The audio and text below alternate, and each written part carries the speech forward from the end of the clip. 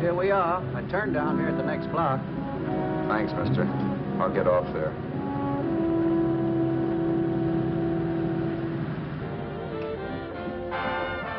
Want anything else? No. Hey, you. Me? Yeah, you. Where you heading? East. Too bad. I thought if you was heading north, I might be able to help you out. Pushing the Salt Lake, and I don't like to ride alone at night. I'm one of those guys that got to talk or I fall asleep. Oh. Sure, no much. My partner, he's got Lou to keep him company, but I ain't got nobody at all. Where you coming from? West. Yeah, sure, I know, but where, L.A.? Maybe. Got a cousin out in L.A. You don't say. Yeah, he's been out. So you're not much of a talker, are you? My mother taught me never to speak to strangers. Oh, a wise guy. So what? Okay, don't get sore. Trying to be sociable, that's all. Hey, Glamorous. You change for a dime, will you?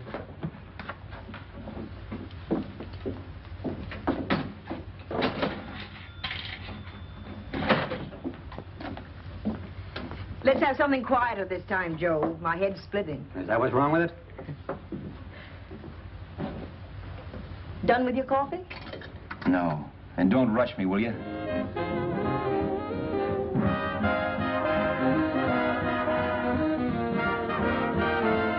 Turn that off. Will you turn that thing off? What's eating you now? Yeah, what's eating you? That music, it stinks. Oh, you don't like it, huh? No, turn it off. Oh, wait a minute, pal. That was my nickel, see? This is a free country. And I play whatever I want to. Okay. Sure. And if you don't like it, you don't have to listen to it. And you can leave here anytime you want it.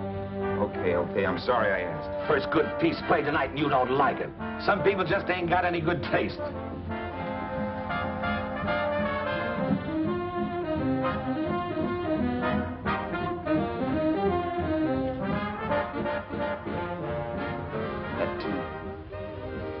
Tune. Why was there always that rotten tune? Following me around, beating in my head, never letting up. Did you ever want to forget anything? Did you ever want to cut away a piece of your memory or blot it out? You can't, you know. No matter how hard you try. You can change the scenery. But sooner or later, you'll get a whiff of perfume where somebody will say a certain phrase or maybe hum something. Then you're licked again. I can't believe that you're in love with me. I used to love that song once. So did the customers back in the old Break of Dawn club in New York. I can't remember a night when I didn't get at least 3 requests for it. Sue, she was always selling it too. Those were the days.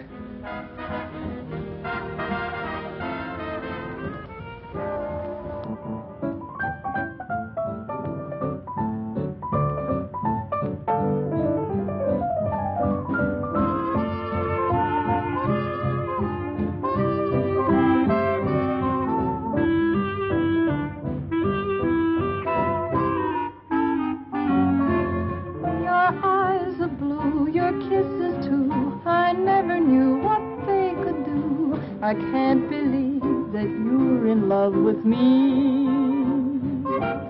You're telling everyone you know that I'm on your mind each place you go. They can't believe that you're in love with me. I have always placed you far above me. I just can't imagine that you love me. And after all is said and done, to think that I'm the lucky one, I can't believe that you're in love with me.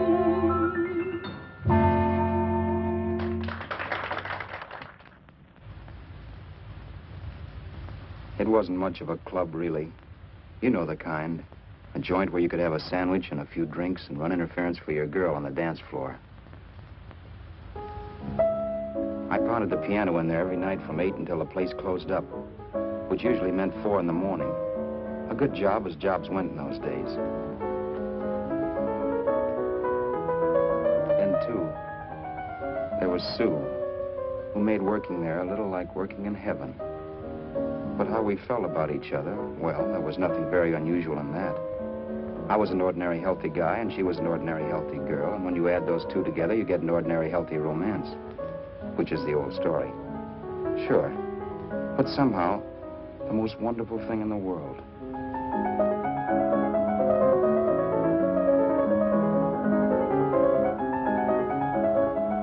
All in all, I was a pretty lucky guy.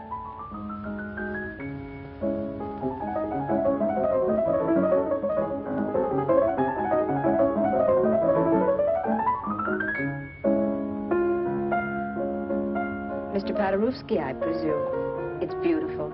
You're going to make Carnegie Hall yet, Al? Yeah, as a janitor. I'll make my debut in the basement. I don't blame you for being bitter, darling, but you mustn't give up hope. Why, someday... Yeah, someday. If I don't get arthritis first. In the meantime, let's blow this trap.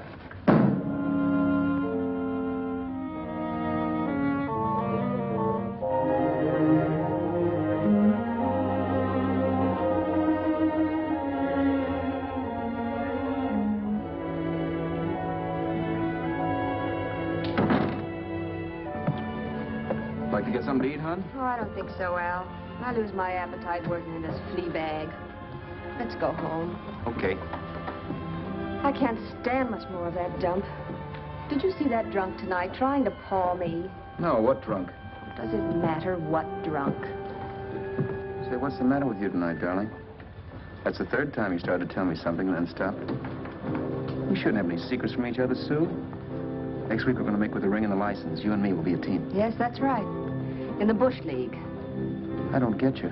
We've been struck out. It's a funny way to talk, darling.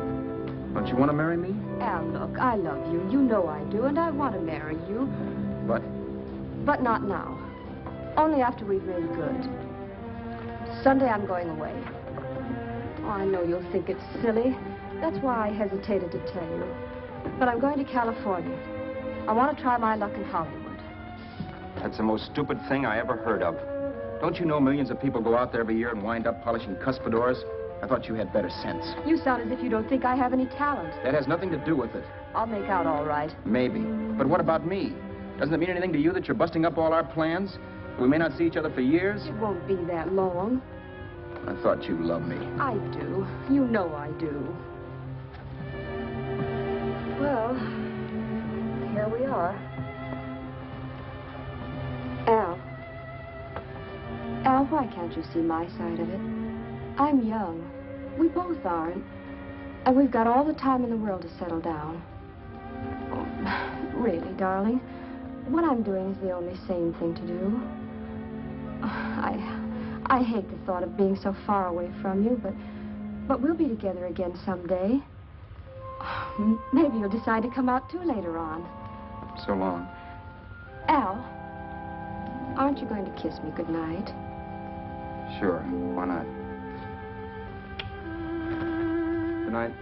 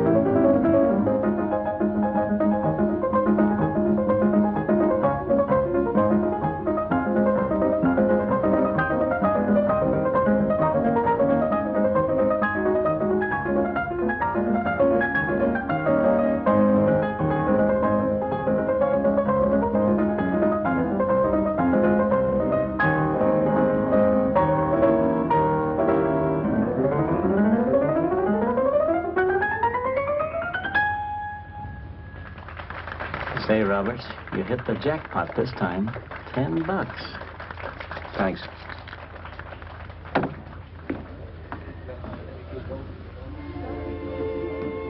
So when this drunk handed me a 10 spot after a request, I couldn't get very excited.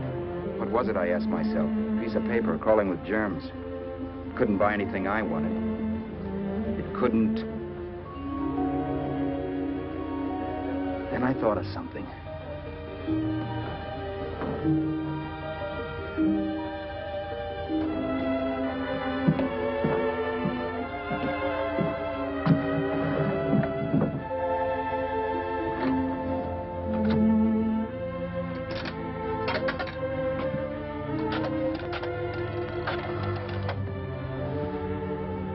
Long distance.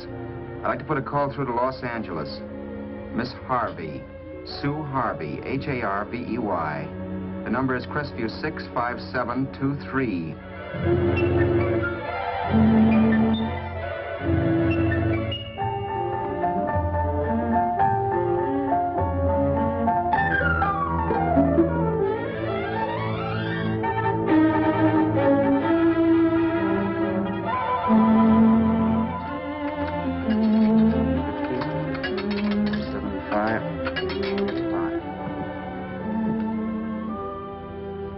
Hello, Sue?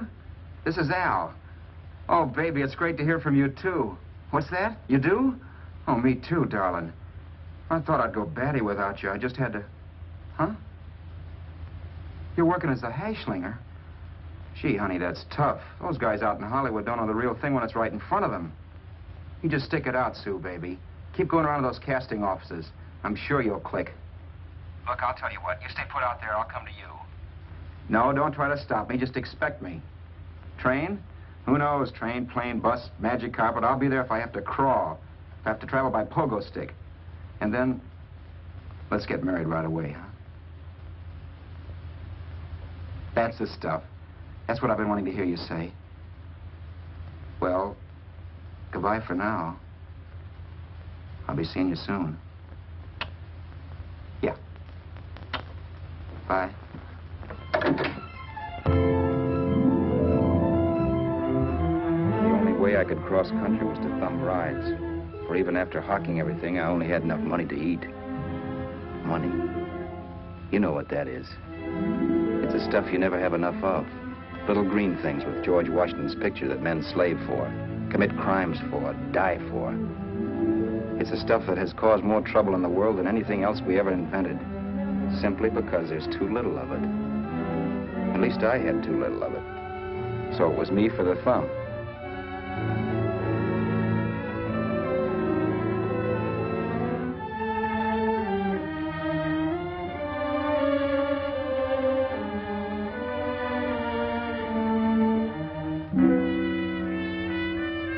Ever done any hitchhiking? It's not much fun, believe me. Oh, yeah, I know all about how it's an education, how you get to meet a lot of people and all that. But me, from now on, I'll take my education in college, or in PS 62, or I'll send $1.98 in stamps for 10 easy lessons.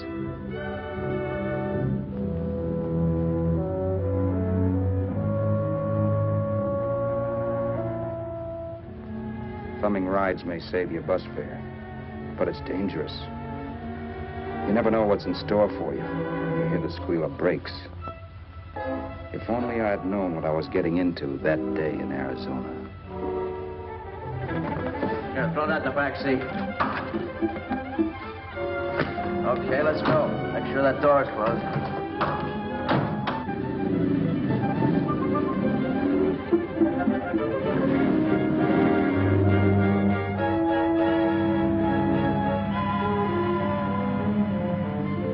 You know, Emily Post ought to write a book of rules for guys thumbing rides. Because as it is now, you never know what's right and what's wrong. We rode along for a little while, neither one of us saying anything. I was glad of that. I never know what to say to strange people driving cars. Then, too, you can never tell if a guy wants to talk. A lot of rides have been cut short because of a big mouth. So I kept my mouth shut until he started opening up. Hand me that little box in the compartment, will you, pal? Hold the wheel, will you?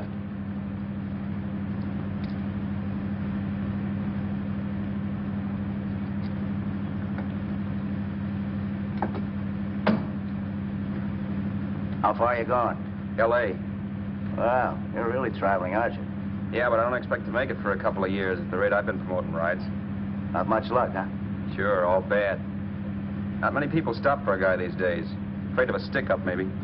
Well, you can't blame them. Where you coming from? New York? Well, New York. You're in luck this time. I'm going all the way. Right through to Los Angeles. You drive a car? Sure. Whenever you're tired, let me know. I'll holler. I guess at least an hour passed before I noticed those deep scratches in his right hand. They were wicked. 3 puffy red lines about a quarter of an inch apart. He must have seen me looking at them because he said, Beauties, aren't they? They're gonna be scars someday. What an animal. Whatever it was, it must have been pretty big and vicious to have done that. Right on both counts, New York. I was tussling with the most dangerous animal in the world. A woman.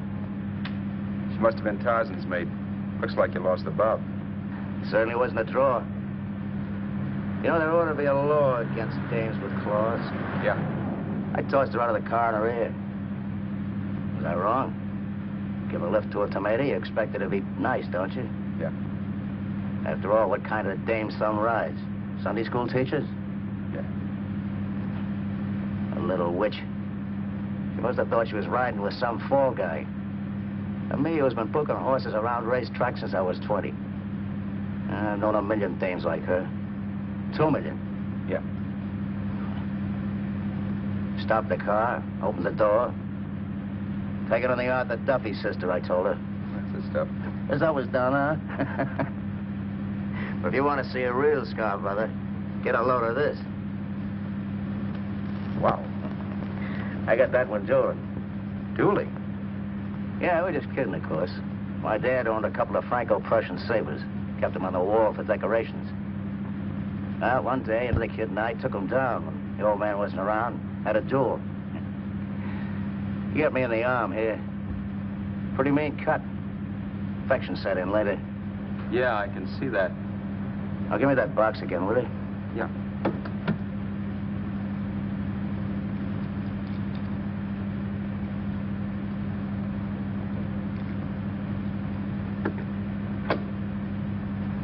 Pain made me lose my head, I guess.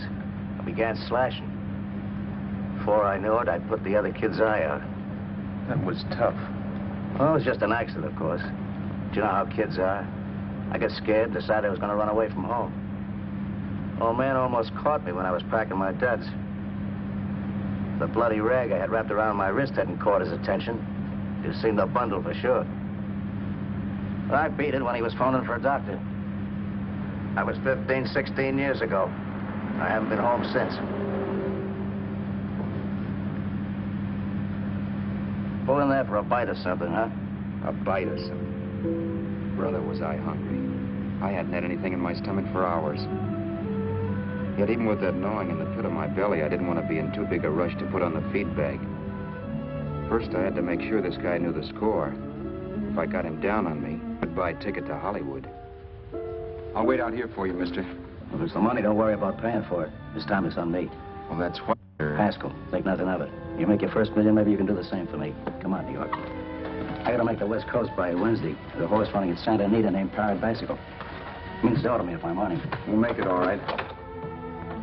He did most of the talking during the half hour we were in the place. I ate. He rambled on about his old man, whom we hadn't heard from since he ran away as a kid. Now he happened to become a bookie. And then all about how he got rooked in Miami. One race, 38 grand. They cleaned out my book. How do you like that? That was tough luck. Yeah, and I'm supposed to be the smart guy. Well, you just wait. I'm going back to Florida next season with all kinds of jack. And you watch those stinkers run for cover. Want anything else? No, thanks. I've had plenty.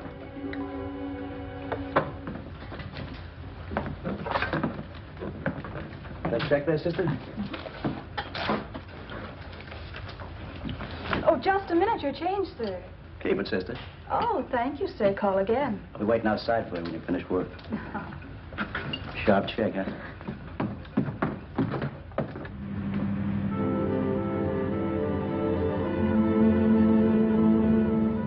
drove all that night while Haskell slept like a log. After a while, I began to get sleepy myself. I was happy, though. Soon I'd be with Sue again. The long trip was practically over, and there'd be no more hoofing it down the concrete.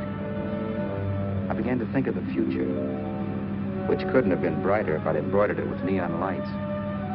It was nice to think of Sue shooting to the top.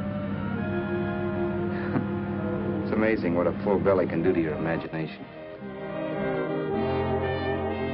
Your eyes are blue, your kisses too. I never knew what they could do. I can't believe that you're in love with me. You're telling everyone you know I'm on your mind each place you go. I can't believe that you're in love with me.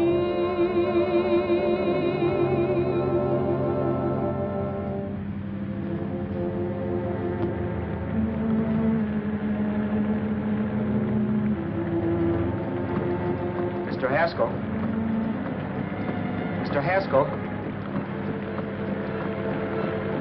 Mr. Haskell, wake up. It's raining. Don't you think we ought to stop and put up the top?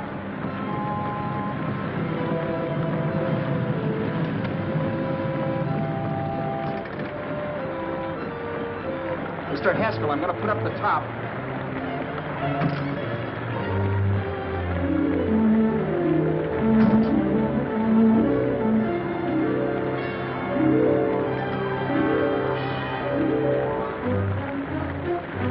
Until then, I'd done things my way.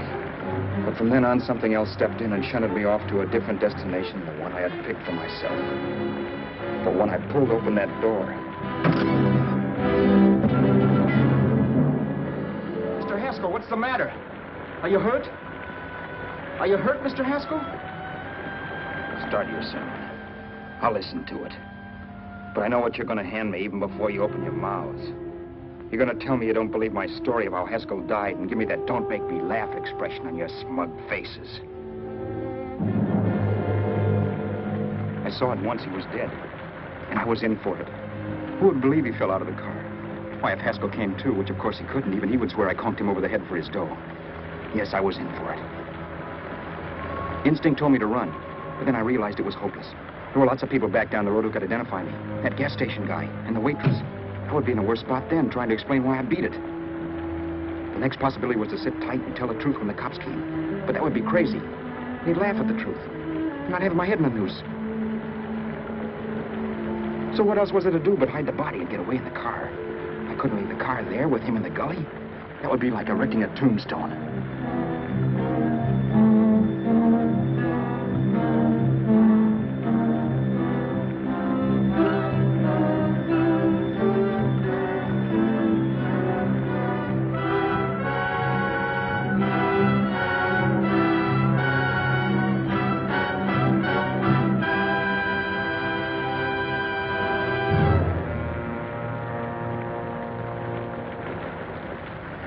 My idea was to cover him with brush, not to rob him. But then I remembered that even if I only drove the car for 100 miles or so, I would need money for gas. Besides, it was stupid of me to leave all that money on a dead man. Not only that, I'd have to take his driver's license in case I was stopped for something. I didn't like to think about it, but by that time I'd done just what the police would say I did, even if I didn't. My clothes. The owner of such an expensive car would never be wearing them. Some cop might pull me in on suspicion.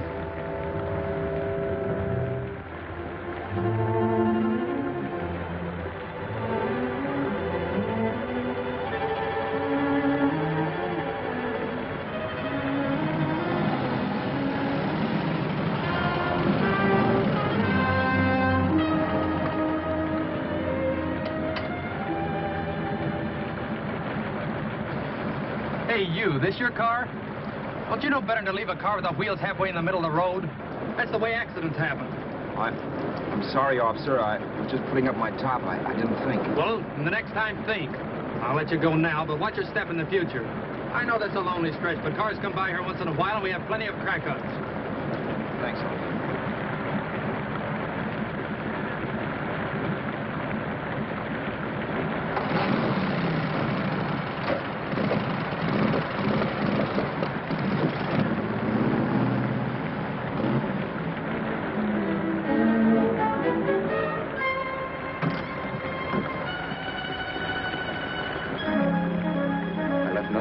car to give me away as Roberts. If they found a dead man in the gully now, it would be me.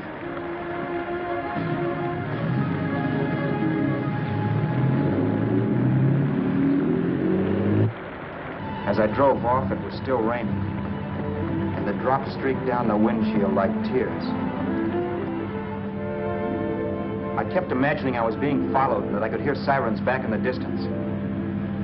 Just how long it took me to cover the 60-odd miles to the California state line, I don't know. I lost all track of time. But the rain had stopped and the sun was up when I pulled up to the inspection station. Hello?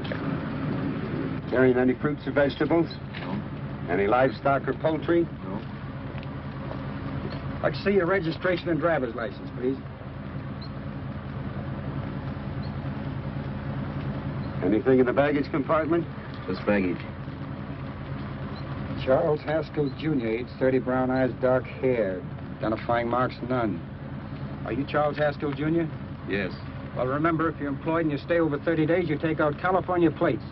All right, officer, but I'll only be in the state a short while. Right, you can go now.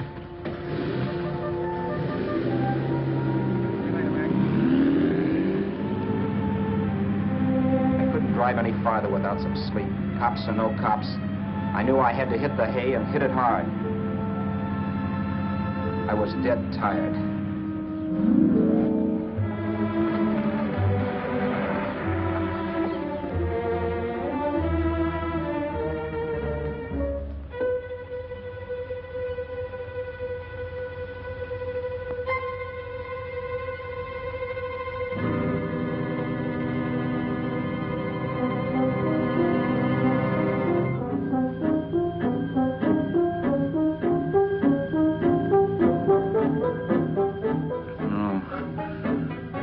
Mr. Haskell. No.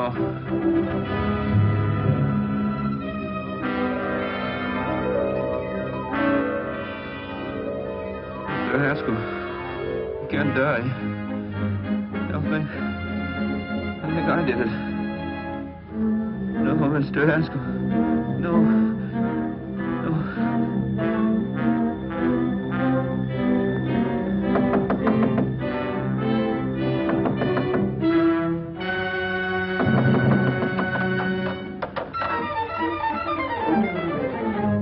There? It's the maid. Can I come in and clean? Later. In a half hour. All right, sir.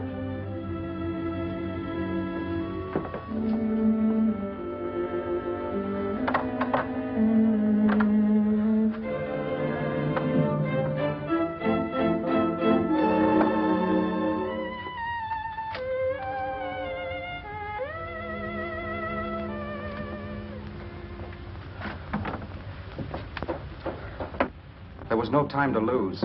Every minute I had to be Charles Haskell was dangerous. And I'd have to be Charles Haskell until I got to some city where I could leave the car and be swallowed up.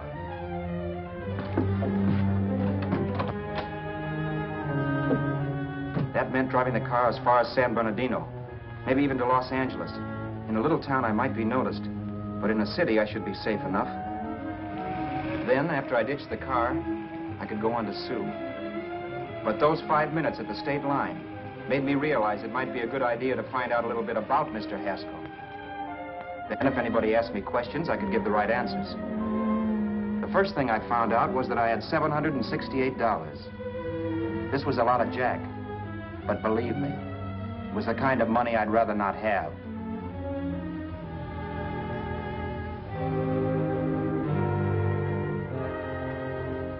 And then I found out from a letter Haskell was carting around in his bag that he wasn't the open-handed, easygoing big shot who went around buying dinners for strange hitchhikers. Before I got done reading it, I saw him more as a chiseler. It was written to his old man in California, the one he hadn't seen in so many years. In it, Haskell posed as a salesman of hymnals, of all things. It was easy to see where Haskell expected to raise a new stake for his book in Miami by rooking his old man. That was about all I found out from his effects, and it was enough. I told myself, maybe old man Haskell was lucky his son kicked off. He would never know it, but it saved him from taking a flyer in Sacred Literature Preferred.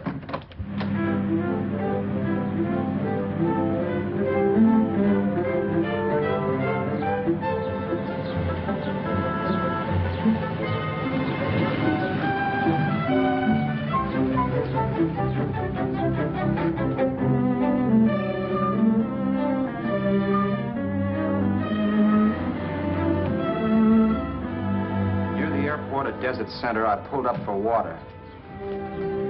There was a woman. Hey, you! Come on if you want to ride.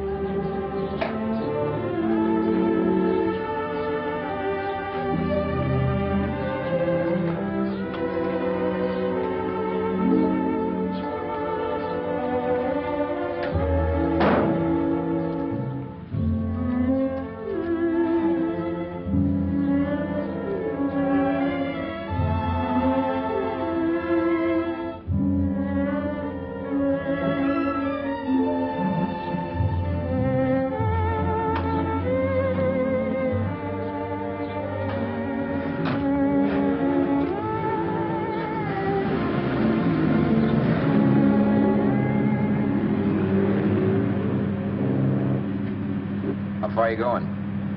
How far are you going? That took me by surprise, and I turned my head to look her over. She was facing straight ahead, so I couldn't see her eyes. But she was young, not more than 24. Man, she looked as if she'd just been thrown off the crummiest freight train in the world. Yet, in spite of this, I got the impression of beauty. Not the beauty of a movie actress, mind you, or the beauty you dream about when you're with your wife, but a natural beauty. A beauty that's almost homely because it's so real. Then suddenly she turned to face me. How far did you say you were going? Los Angeles? L.A.? L.A.'s good enough for me, mister. That's what I was afraid of. What'd you say? Oh, nothing, just thinking out loud. People get in trouble for doing that. What's your name? You can call me Vera if you like. You live in Los Angeles? No. Where are you coming from? Oh, back there. Needles? No. Oh, sure, Phoenix. You look just like a Phoenix girl. Are the girls in Phoenix that bad? The girl must have been pretty tired because she fell asleep not 20 minutes after she stepped into the car. She lay sprawled out with her head resting against the far door, like Haskell. I didn't like that part of it much, but I didn't wake her up. It wasn't that this girl still worried me. I'd gotten over that funny feeling I had when she looked at me, which I put down as just my jangled nerves. With her eyes closed and the tenseness gone out of her, she seemed harmless enough. And instead of disliking her, I began to feel sorry for her. The poor kid probably had had a rough time of it. Who was she anyway? And why was she going to Los Angeles? And where'd she come from in the first place? The only thing I knew about her was her name. Not that it made any difference. A few hours more and we'd be in Hollywood. I'd forget where I parked the car and look up Sue. This nightmare of being a dead man would be over. Who this dame was, well, it was no business of mine. Where did you leave his body? Where did you leave the owner of this car? You're not fooling anyone. This buggy belongs to a guy named Haskell. That's not you, mister. You're out of your mind. That's my name, Charles Haskell. I can prove it. It's my driver's Save license. yourself the trouble, mister. Having Haskell's wallet only makes it worse. It just so happens I rode with Charlie Haskell all the way from Louisiana. He picked me up outside of Shreveport. You rode? You heard me. Then it all came back to me. All the talk about dueling and scars and scratches. There was no doubt about it. Vera must be the woman Haskell had mentioned. She must have passed me while I slept. Well, I'm waiting. My goose was cooked. She had me. That Haskell guy wasn't dead yet. He wasn't stretched out stiff and cold in any Arizona gully. He was sitting right there in the car, laughing like mad while he haunted me. Well? There was nothing I could say. It was her move. Vera, whatever her name was, it was just my luck picking her up on the road. It couldn't have been Helen, or Mary, or Evelyn, or Ruth. It had to be the very last person I should ever have met. That's life. Whichever way you turn, fate sticks out a foot to trip you.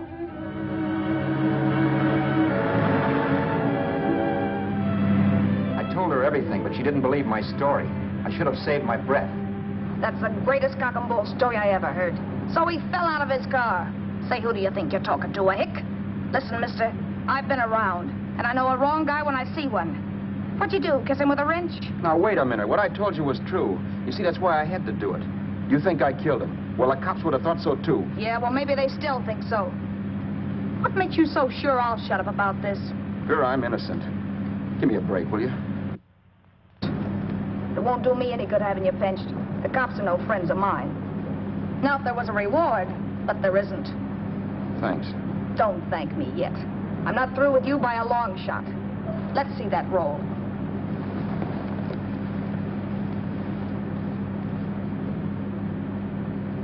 Is that all Haskell had? Isn't it enough? No, I thought he had more. Not that I know of. You can search me if you think I'm holding out on you. Well, maybe I will at that. He told me he was going to bet $3,000 on a horse named Paradisical on Wednesday at Santa Anita. He was stringing you along. He meant 300. Maybe.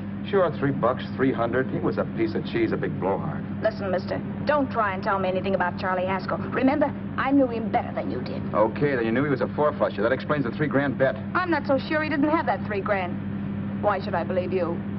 You got all the earmarks of a cheap crook. Now, wait a Shut minute. up. You're a cheap crook and you killed him. For 2 cents, I'd change my mind and turn you in. I don't like you.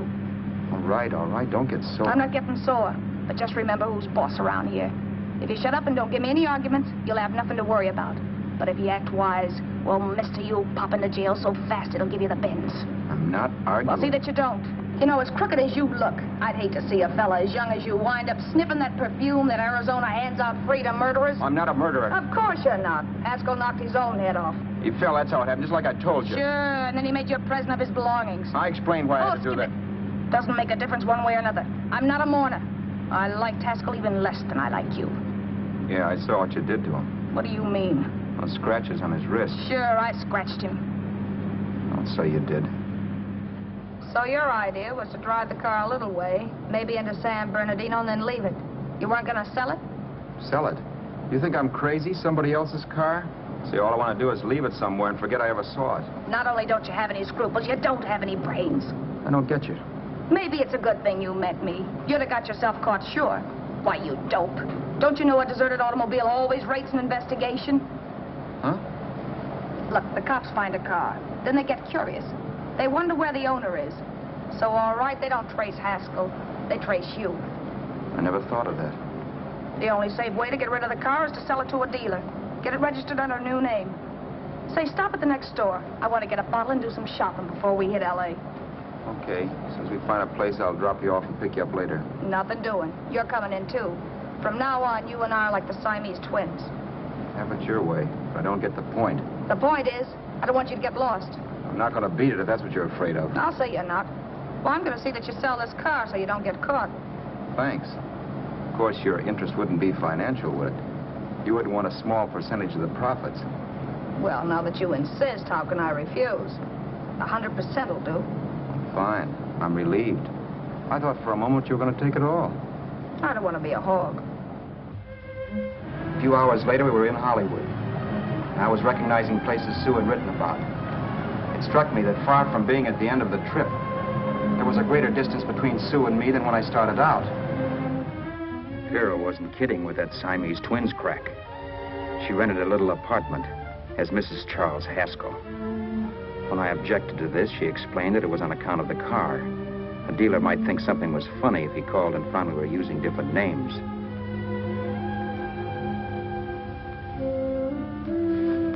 Home, sweet home. Yeah. Not bad either.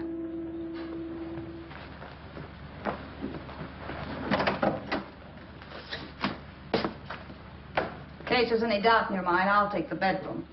Yeah. Sure is stuffy in here.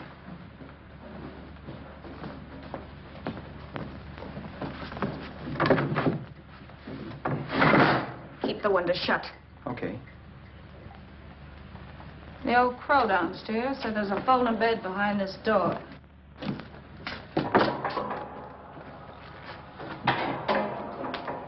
You know how to work it? I invented it. Some joint. One can't have everything.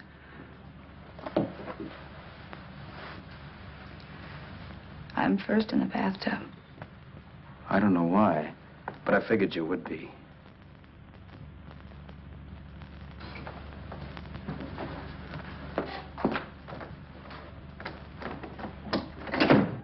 Boy, oh boy. It sure feels good to be clean again. I must be 10 pounds lighter. You must be. Well, hitching rides isn't exactly the way you keep your schoolgirl complexion. I wish that guy with the sax would give up. Gets on my nerves.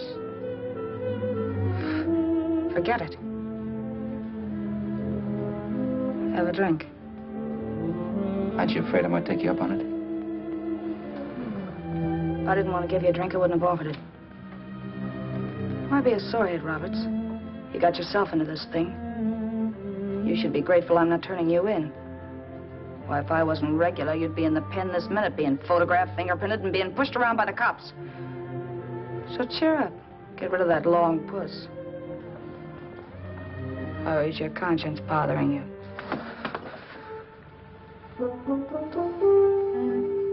No. It isn't. Swell. That's the spirit. He's dead and no woman around will bring him back.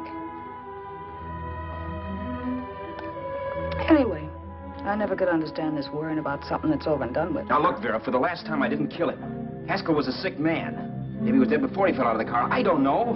Sure. He died of old age. All right. So if it'll make you sociable, you didn't kill him.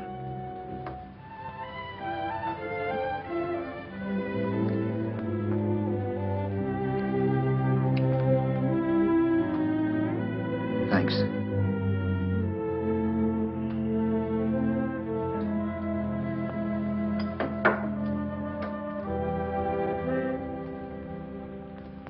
We're out of liquor, Roberts. Yeah. Too bad. I felt like getting tight tonight. Well, I think you succeeded. Am I tight? As a prima donna's corset. That's good. I wanted to get tight. Why? What have you got to get tight about? Oh, I don't know. Few things. You should have my worries. If I had your troubles, I'd stay sober. And I've got the key to that door. Yeah. Maybe you're right. I'm always right. You know, I don't like your attitude, Roberts. Well, there's a lot of things I don't like. Sure.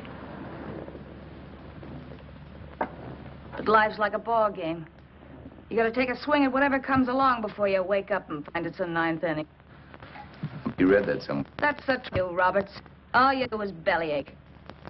Taking it easy and, well, trying to make the best of things. But maybe that's what's wrong with the whole world. Get the professor. People knock themselves out trying to buck fate. Now, take you, for instance. You're lucky to be alive. Why, suppose Haskell had put open your door. You'd be playing a harp now. Think of that. You think of it. I'm tired of thinking. There's plenty of people dying this minute. I would give anything to trade places with you. I know what I'm talking about. I'm not so sure. At least they know they're done for. They don't have to sweat blood wondering if they are. Your philosophy stinks, pal. We all know we're going to kick off someday. It's only a question of when. But what got us on this subject anyway? We'll be discussing politics next. Yeah. Where'd you hide the butts? On the table, sucker.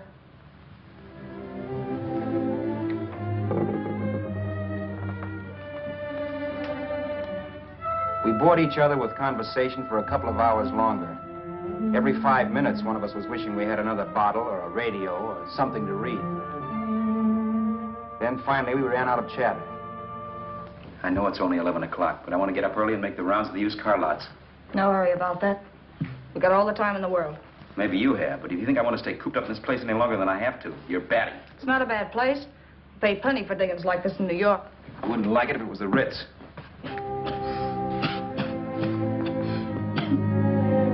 brought me liquor.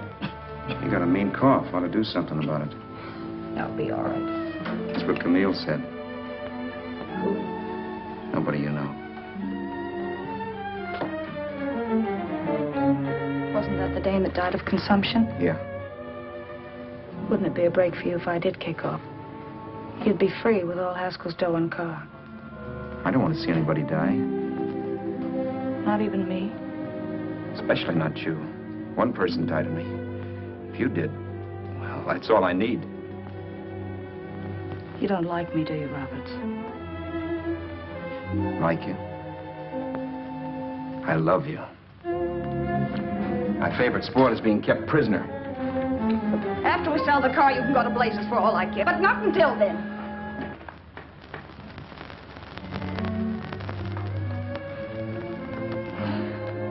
I'm going to bed.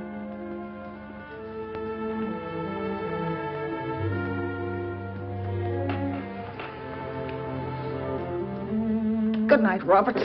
Don't try and sneak away during the night. All the doors are locked. Anyway, if I find you gone in the morning, I'll notify the police. They'll pick you up. Don't worry, I know when I'm in a spot. Well, good night. I hope that portable rack isn't too uncomfortable for you. Don't lose any sleep over it, will you, Vera?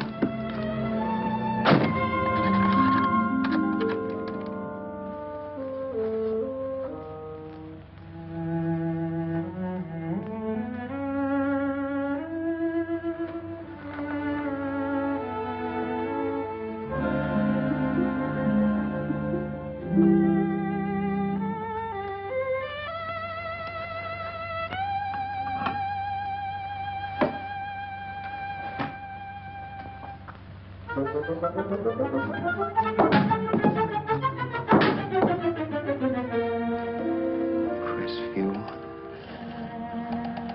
6, 5, 7, 2, 3.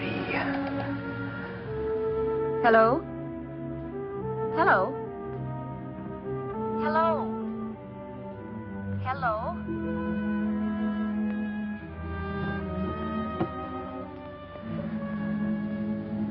No.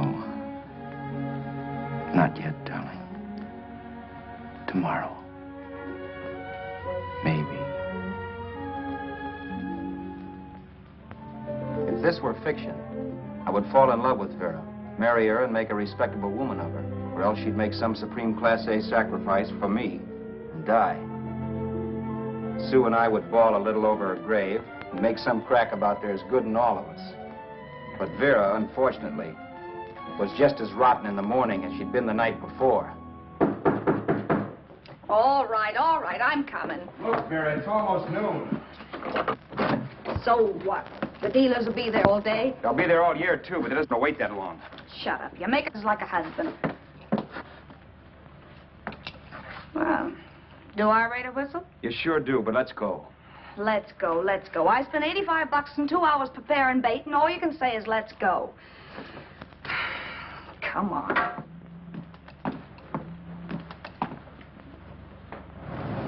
We passed a few used car lots last night down this way. What do you think we can get for this heap? I don't know. Plenty. You let me handle everything. Think we can get $2,000? I don't know, but don't worry. I'll squeeze as much out of this guy as I can. If I let it go cheap without a fight, he might think we've stolen the car. And listen, don't make any slips and call me Roberts. That'll cook us. I don't need you to tell me that. You better just sit by and keep your mouth closed. Remember, we're both in the soup if anything happens. Forget it and drive. You're my wife, Vera Haskell. Look, after the deal's closed, let's go back to that place on Hollywood Boulevard, where I saw the fur jacket. I want to buy it. After the deal's closed, I'm saying goodbye to you. That's right, I forgot. I guess I'm getting kind of used to you. Well, that's a habit you could start breaking. Let's try this place in the middle of the block.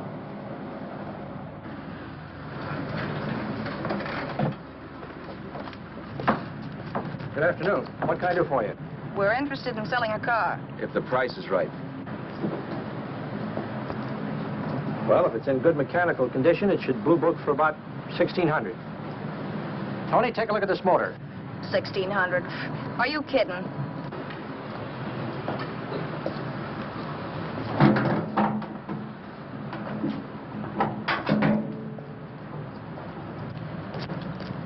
Well, maybe $18.50. Before I let it go for $18.50, I'll wreck it and collect the insurance first.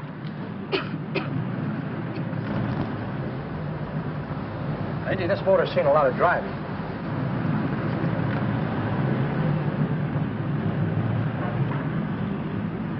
Well, the mechanic inspected the car. We haggled. At last, when we were all worn out, we hit a compromise. His price. Okay, it's a deal. All right, come in. We'll sign the papers. I have the ownership papers right here with me. Look, Vera, in the meantime, will you clean the dash compartment? There may be some stuff in it. All right, darling. $1,850. That dirty crook.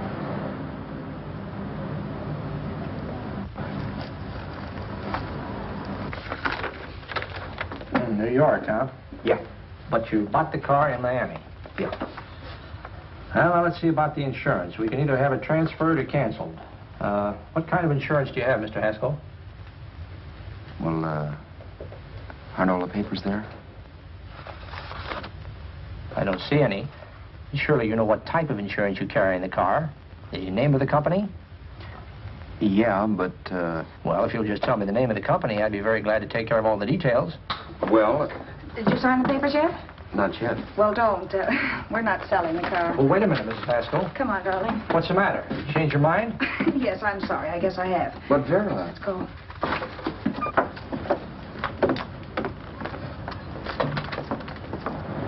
You got me out of a tight spot, Vera. But I still don't understand all this. You will in a minute. I almost threw away a gold mine. $18.50 isn't to be sneezed at. The car doesn't book for as much as I thought. We're not selling the car. You want to keep it. Now, wait a minute, Vera. You said yourself I wouldn't be safe until the car was in someone else's name. I'd like to be free of this mess when I go. That's just it, Roberts. You're not going. There's a drive-in at the next corner. Pull in there and we'll get a bite to eat. And I'll explain. What is this, another one of your brilliant ideas?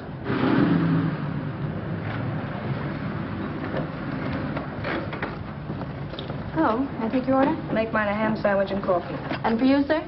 Oh, I don't care. The same. Thank you.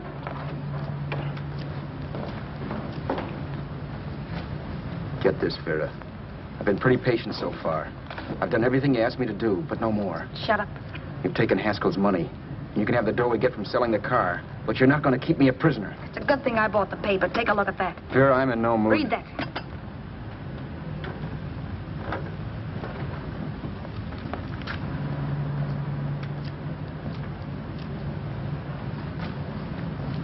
No.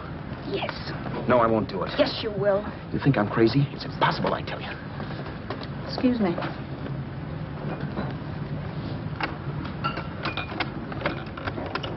Blow the horn when you're through. No one could possibly get away with an act like that. Be wise to me in a minute. Don't be yellow. You look enough like him. The same coloring and the same build. See how his clothes fit you? No kidding, you almost had me fooled for a while. Oh, grow up, Vera. Don't you think a father knows his own son? And there must be other relatives. The father won't have to know you. We'll wait till he gives up the ghost. He's an old geezer and he won't pull through. And as far as other relatives are concerned, they haven't seen you in 15 or 20 years. Eat. I'm not hungry. And I won't do it. It's not as tough as it sounds. Remember, you've got all kinds of identification. His car, letters, license. I could never get away with it. It's the stupidest thing I've ever heard. The old boy has scads of dough. Look in the paper there. Personal fortune assessed at over $15 million. He'll leave plenty, I tell you.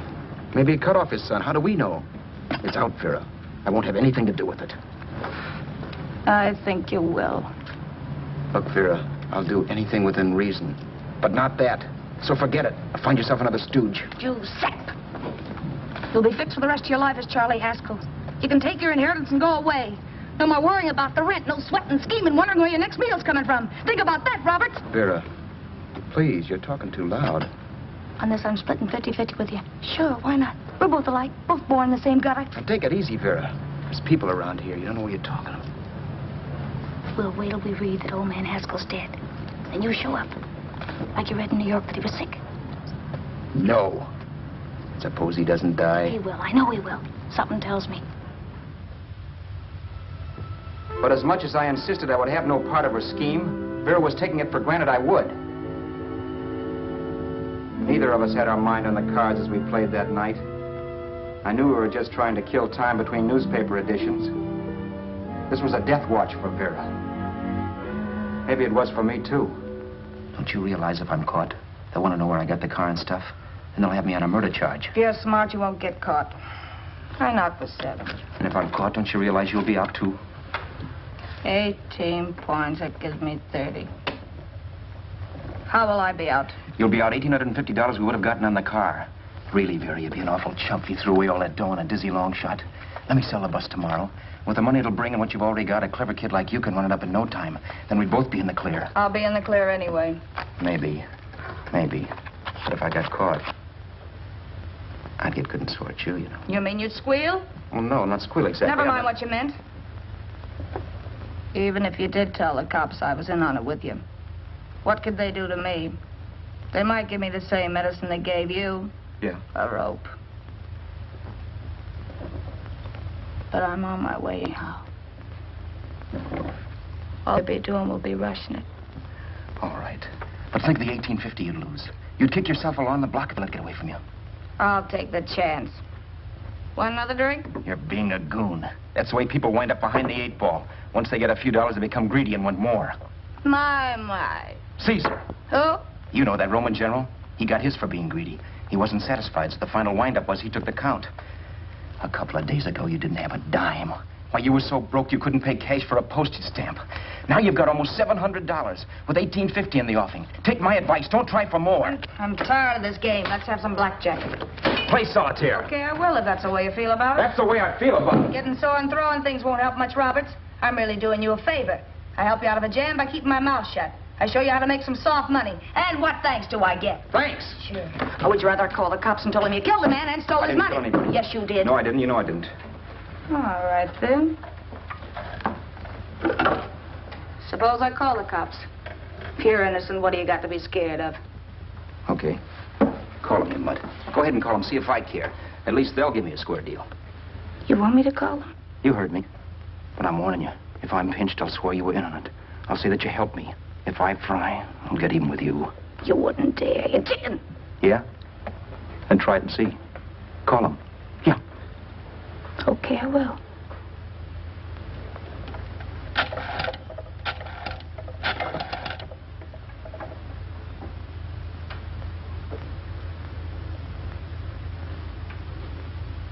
Information?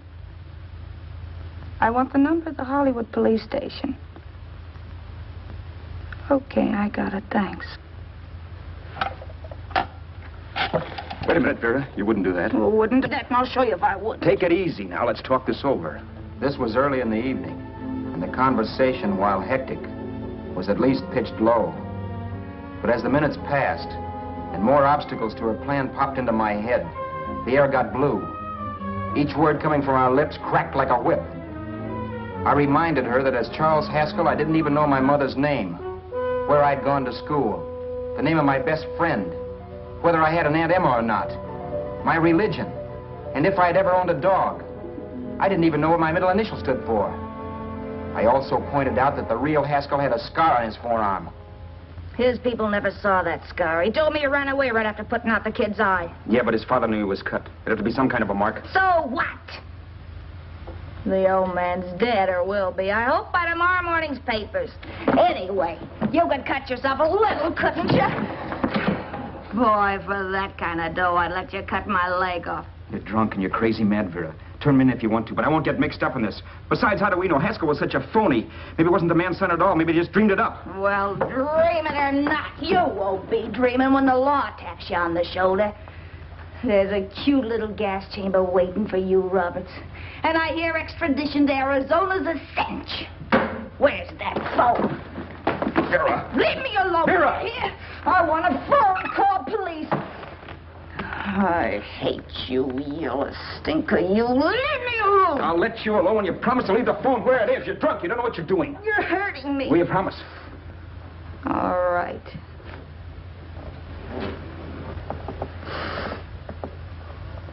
You hurt me.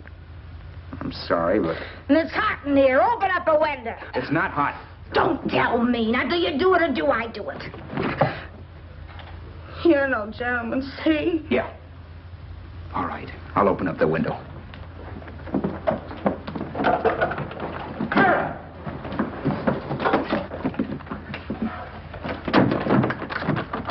open the door.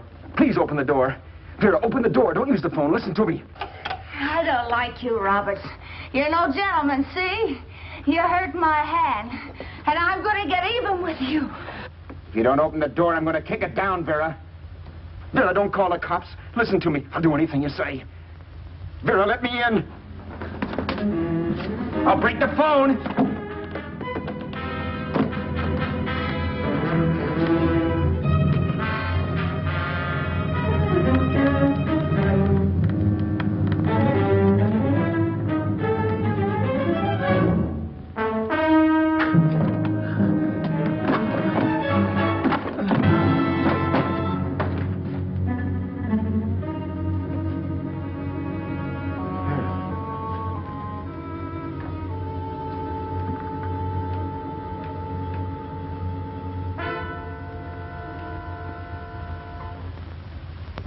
The world is full of skeptics. I know. I'm one myself. In the Haskell business, how many of you would believe he fell out of the car? And now, after killing Vera without really meaning to do it, how many of you would believe it wasn't premeditated? In a jury room, every last man of you would go down shouting that she had me over a barrel and my only out was force. The room was still. So quiet that for a while I wondered if I had suddenly gone deaf. It was pure fear, of course. And I was hysterical, but without making a sound. Vera was dead, and I was her murderer. Murderer. What an awful word that is. But I'd become one. I'd better not get caught. What evidence there was around the place had to be destroyed. And from the looks of things, there was plenty. Looking around the room at things we'd bought was like looking into the faces of 100 people who had seen us together and who remembered me. This was the kind of testimony I couldn't rub out. No. I could burn clothes and hide bottles for the next 5 years. There'd always be witnesses. The landlady, for one. She could identify me. The car dealer, the waitress in the drive-in, the girl in the dress shop, and that guy in the liquor store. They could all identify me. I was cooked. Done for. I had to get out of there. While once I'd remained beside a dead body, planning carefully how to avoid being accused of killing him, this time I couldn't. This time I was guilty. I knew it. Felt it. I was like a guy suffering from shock. Things were whirling around in my head. I couldn't make myself think right. All I could think of was the guy with the saxophone and what he was playing. It wasn't a love song anymore. It was a dirge.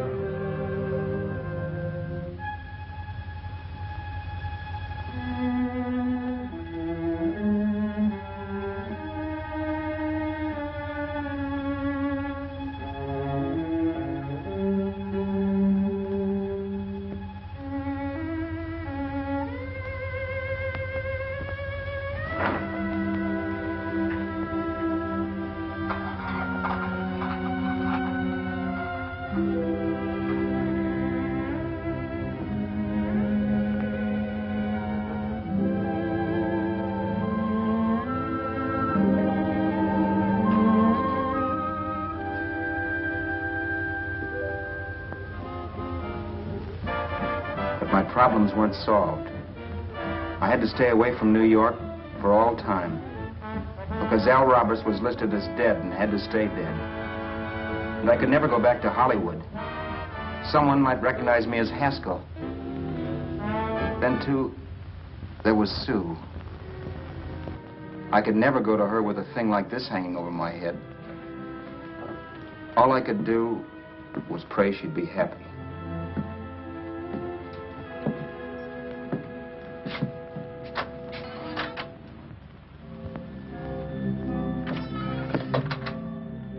I was in Bakersfield before I read that Vera's body was discovered, and that the police were looking for Haskell in connection with his wife's murder. Isn't that a laugh? Haskell got me into this mess, and Haskell was getting me out of it. The police were searching for a dead man. I keep trying to forget what happened, and wonder what my life might have been if that car of Haskell's hadn't stopped. But one thing I don't have to wonder about. I know. Someday someday a car will stop to pick me up that I never thumbed.